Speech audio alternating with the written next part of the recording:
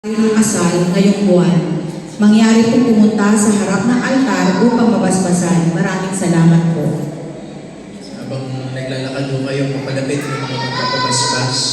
At sabi ko nga kanina, bagaman sa panalangin, ito ay napakahalaga, yung mabasbasan kayo, mawiskan kayo ng holy water, o kaya mahahawakan ng inyong ulo, patungan ng kamay. Ito ay pagdagdag sa ating lakas, katatagan sa pananampalataya, pero hindi sigurado pang diretsong langit. Ang ating mong tinanggap na komunyon si Jesucristo, ang kasiguraduhan ng buhay na walang hanggan langit. Kaya ito yung pangkalakas, yung rosaryo natin, yung debosyon, itong pagwiwisik, ang pagdarasal, pero ang Eucharistia at Misa pa rin ang pinakasentro at pinakamahalagang biyaya na magdadala sa atin sa langit. Kaya sa pagdarasal, para sa mga nagdiriwang, manalangin tayo. Diyos sa nilikha, nagpupuri at nagpapasalamat kami sa iyo sa handog mong buhay.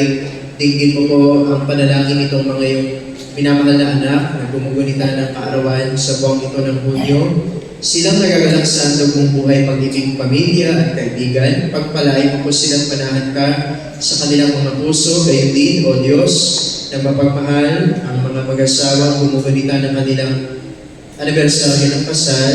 Sa buwan din ito, pagkalooban mo sila ng pagmamahalan, pag-asa at pananampalatayang nagmumula sa iyo. Hinihiling namin ito sa pamamagitan ni Jesucristo, kasama ng Espiritu Santo, magpa sa walang hanggan. Amen. Patiho natin sila, palakpakan, mga birthday, anniversary, ngayong buwan ng June o Hunyo. Magsitayo na po ang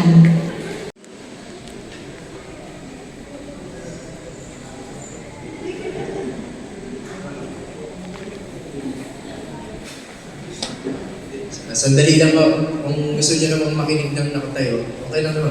magsiupo po. Pero may